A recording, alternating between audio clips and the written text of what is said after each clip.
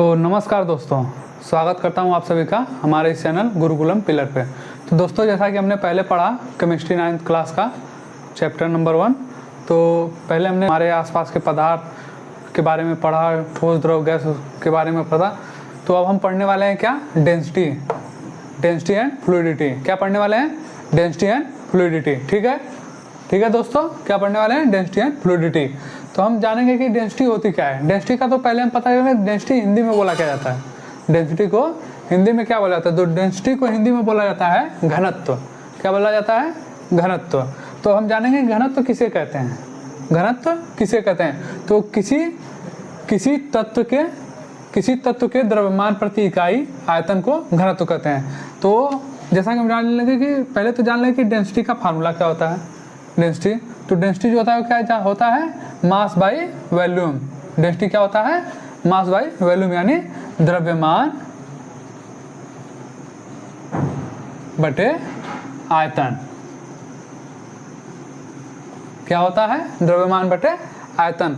तो अगर हम परिभाषा जानना चाहें तो किसी तत्व के द्रव्यमान प्रति इकाई आयतन को, द्रव्यमान प्रति इकाई मतलब प्रति इकाई आयतन, मतलब कि इसके आयतन को अगर हम 1 कर दें, मतलब कोई भी अगर हम चीज ले रहे हैं, कोई भी तत्व ले रहे हैं, तो उसका द्रव्यमान प्रति इकाई आयतन, मतलब जो भी उसका आयतन हो, अगर उसे हम 1 कर दें तो जो द्रव्यमान होगा वही उसका क्या होगा। तो ये पता चल गया द्रव्यमान किसे कहते हैं कि किसी तत्व के द्रव्यमान प्रति इकाई आयतन को घनत्व कहते हैं। किसी तत्व के द्रव्यमान प्रति इकाई आयतन को ही घनत्व कहते हैं।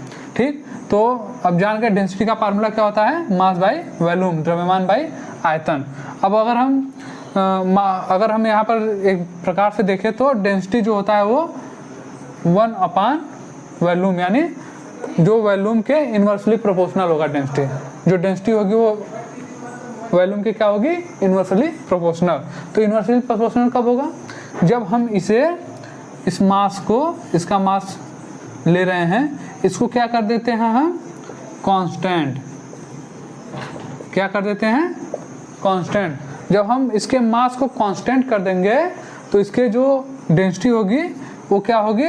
वॉल्यूम के इन्वर्सली प्रोपोर्शनल। इन्वर्सली प्रोपोर्शनल मतलब क्या कि अगर वॉल्यूम कम रहेगा तो उसकी डेंसिटी ज़्यादा होगी, अगर वॉल्यूम ज़्यादा होगा तो उसकी डेंसिटी कम होगी। ठीक, तो जैसे हम एग्जांपल के तौर पे देखें तो हमने ले लिया एक जगह ले लिया हमने चाक पाउडर, ठीक, और एक जगह ले लिया हमने वाटर, पानी H2O, और एक जगह हमने ले लिया क्या? गैस। तो इसमें देखेंगे कि सब हमने क्या वॉल्यूम एक, मास क्या किया? इसका 1 ले लिया, मतलब मास कांस्टेंट कर लिया कि 5.5 ग्राम चाक भी ले लिया, 5.5 ग्राम वाटर भी ले लिया और 5.5 ग्राम गैस भी ले लिया। तो इसमें क्या देखेंगे कि जो चाक है वो 5.5 ग्राम लिए हैं, तो ये सॉलिड है। चाक क्या है? सॉलिड है। तो इसका जो है देखेंगे ये कम आयतन यानी कम वॉल्यूम में आ गया है। क्यों? क्योंकि इसके अंदर जो इंटरमॉलिक्यूलर फोर्स होता है वो ज़्यादा होता है। अगर हम देखें तो चाक का क्या होगा? इंटरमॉलिक्यूलर फोर्स ज़्यादा होगा, उसके कण जो होंगे वो पास होंगे, इसके बीच में जगह स्पेस कम होगा। इसके अंदर इंटरमॉलिक्यूलर फोर्स जो होगी, इंटरमॉलिक्यूलर फोर्स ऑफ अट्रैक्शन वो ज़्यादा होगा। तो ये क्या है? ठोस, ये कम आयतन में आ गया। तो वाटर क्या है? वाटर का इससे थोड़ा इंटरमॉलिक्यूलर फोर्स इससे थोड़ा कम होगा, तो ये थोड़ा और ज़्यादा वॉल्यूम ले लिया है। और गैस क्या है? गैस तो कितना भी रहे वो अपने कंटेनर को पूरा ऑक्यूपाई कर लेगा। तो ये गैस जो है वो पूरे अपने कंटेनर को ऑक्यूपाई कर लिया। ठीक, तो हम इसमें देखेंगे कि किसकी डेंसिटी सबसे ज़्यादा है, किसकी डेंसिटी सबसे कम है। तो यहाँ पर क्या लिखा है? मास तो हमने कांस्टेंट ले लिया, क्या मास तो हमने कांस्टेंट ले लिया, सबका 5.5 ग्राम, 5.5 ग्राम, इसका भी 5.5 ग्राम। तो अब इसका हम देखेंगे कि वॉल्यूम किसका सबसे कम है, उसका डेंसिटी सबसे ज़्यादा होगा। तो चाक पाउडर का क्या होगा?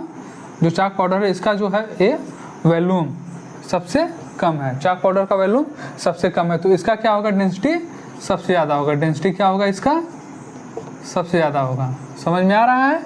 जिसका वॉल्यूम सबसे कम होगा उसकी डेंसिटी सबसे ज़्यादा होगी। तो वॉल्यूम किसका कम होगा? सॉलिड का, क्योंकि इसके इंटरमॉलिक्यूलर फोर्स आपस में इंटरमॉलिक्यूलर फोर्स ज़्यादा होगा, तो ये कम जगह ऑक्यूपाई करेंगे, कोई भी सामान लोगे।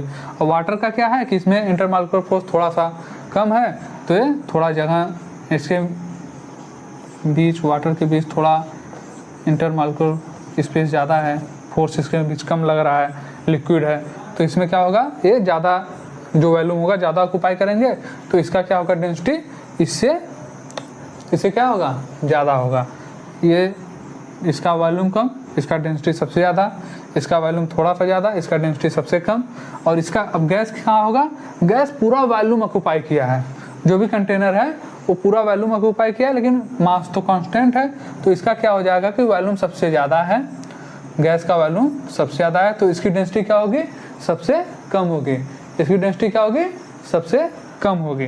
ठीक, तो इससे हम यह भी कह सकते हैं कि जो सॉलिड होता है, जैसे कि सॉलिड कम लेता है स्पेस, वॉल्यूम कम लेता है, तो इससे हम कह सकते हैं कि जो सॉलिड होता है वो, उसके जो सॉलिड होती है उसकी डेंसिटी सबसे ज़्यादा होती है, यानी जो सॉलिड होता है वो सबसे डेंसेंट होता है। ठीक, सॉलिड की डेंसिटी सबसे ज़्यादा होती है, वहीं जो गैस होती है उसकी डेंसिटी लिस्ट होती है, यानी जो गैस होती है उसकी डेंसिटी सबसे कम होती है। ठीक, समझ में आ रहा है आप सबको? कोई भी डाउट हो तो आप कमेंट बॉक्स में पूछ सकते हैं। ठीक, तो हम पढ़ेंगे, ये हो गया हमारा। लेकिन इसमें क्या है कि इसमें एक एक्सेप्शन है, इसमें कि सॉलिड की डेंसिटी सबसे ज़्यादा होती है और गैस की डेंसिटी सबसे कम होती है। सॉलिड की डेंसिटी सबसे ज़्यादा होती है और गैस की डेंसिटी सबसे कम होती है, लेकिन इसमें एक एक्सेप्शन आ जाता है, क्या, आइस एंड वाटर। क्या मिलता है, आइस एंड वाटर। जब हम देखेंगे वाटर में हम आइस को डालेंगे तो आइस क्या होता है, फ्लोट करने लगता है। आइस क्या होता है, फ्लोट करने लगता है, जबकि इसको फ्लोट नहीं करना चाहिए। जब अगर सॉलिड है, आइस तो सॉलिड है, सॉलिड फ्लोट नहीं कर सकता है वाटर में, हाँ, तो ये फ्लोट करने लगता है। तो इसमें हम देखेंगे कि क्यों ये फ्लोट करता है। ठीक, ये इसलिए फ्लोट करता है क्योंकि जब कोई हमें आइस है, ये सॉलिड है, सॉलिड का क्या होगा, सॉलिड मोस्ट डेंस, सॉलिड की डेंसिटी सबसे ज़्यादा होनी चाहिए, लेकिन यहाँ पर क्या हो रहा है, सॉलिड की डेंसिटी कम हो जा रही है। क्यों कम हो जा रही है, क्योंकि जो आइस है, जो आइस क्यूब है, इसमें क्या होता है कि ये open cage like structure, open cage like structure इसका होता है। इसका स्ट्रक्चर क्या होता है, ओपन केज लाइक स्ट्रक्चर, मतलब ये जाली नुमा आकार के होते हैं, जिसके अंदर इसमें एयर कैविटी होती है, जिसमें एयर बढ़ जाते हैं तो इसका वॉल्यूम ज़्यादा हो जाता है। इसका वॉल्यूम क्या होता है, इसका वॉल्यूम बढ़ जाता है।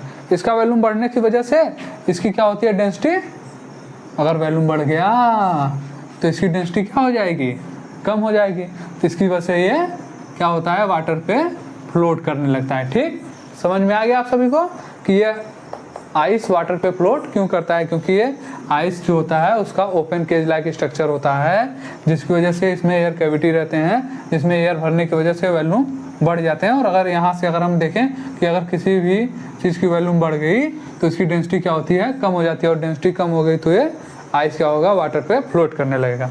ठीक, अब हम इसमें एक देख लेंगे कि वाटर इज डेंसेंट, मतलब वाटर जो होता है वो डेंसेंट सबसे ज़्यादा डेंस कब होता है, अपने किस मतलब आकार में, अपने किस परिस्थिति में वो सबसे ज़्यादा डेंस होता है। तो water is densest at 4 degree centigrade. ये 4 डिग्री सेंटीग्रेड पे अपने वाटर जो होता है वो 4 डिग्री सेंटीग्रेड पे सबसे ज़्यादा डेंसिटी इसकी होती है। वाटर के जितने भी फॉर्म होते हैं उसमें 4 डिग्री सेंटीग्रेड पे इसकी डेंसिटी सबसे ज़्यादा होती है। ये क्यों होती है, क्योंकि जो 4 डिग्री सेंटीग्रेड है इस पे ये मतलब रहता वाटर है, लेकिन यहीं से जो आइस बनने की प्रक्रिया होती है यहीं से होती है, कि जिसकी वजह से इसमें ओपन केज लाइक स्ट्रक्चर बनते रहते हैं। तो इसी की वजह से इसमें क्या होता है, इसकी डेंसिटी सबसे ज़्यादा होती है 4 डिग्री सेंटीग्रेड पे। ठीक, अगर कोई डाउट होता रहेगा तो तुम कमेंट में आप सब पूछ सकते हैं। ठीक है, तो हम पढ़ेंगे क्या, फ्लूइडिटी होता क्या है। तो इसका अगर हम देखें कि इसका परिभाषा क्या हो गया, डेफिनेशन, तो it is a tendency of substance to flow. It is tendency of substance to flow, मतलब कोई भी एक सब्सटेंस है, कोई भी पदार्थ है, कोई भी पार्टिकल है, उसकी जो फ्लो करने की टेंडेंसी है वही क्या कहलाती है, फ्लूइडिटी कहलाती है। तो इसमें हमने मैटर देखा था, मैटर पिछले क्लास में हमने देखा था कि 3 होते हैं, solid, liquid and gases.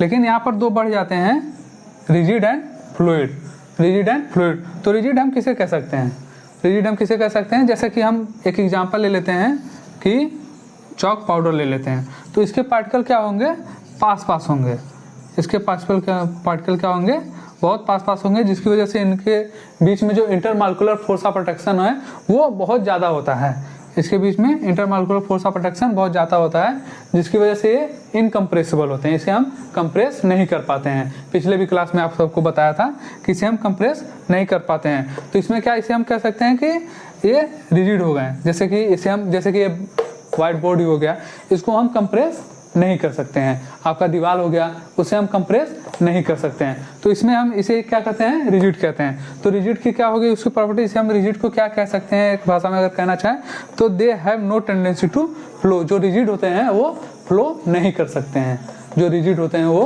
Flow नहीं कर सकते हैं। वहीं पर अगर एक फ्लूइड हो गया तो फ्लूइड में क्या आ जाता है, दो, एक लिक्विड हो जाता है और एक गैस हो जाता है। तो लिक्विड और गैस में क्या होगा कि जो कोई भी चीज़ ले रहे हैं, जैसे अगर वाटर ले ले रहे हैं या फिर गैस में कोई भी गैस ले रहे हैं, नाइट्रोजन गैस ले रहे हैं, तो इसमें क्या होगा, इसकी इंटरमॉलिक्यूलर फोर्स ऑफ अट्रैक्शन जो होता है वो कम होता है, तो जिसकी वजह से ये फ्लो कर सकते हैं।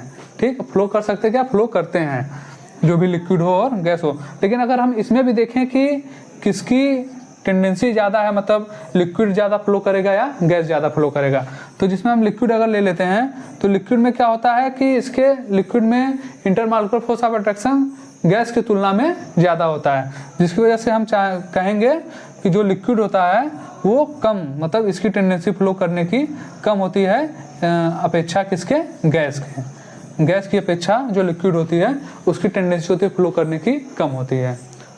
तो दोस्तों आज हमने पढ़ लिया क्या, डेंसिटी और फ्लूइडिटी।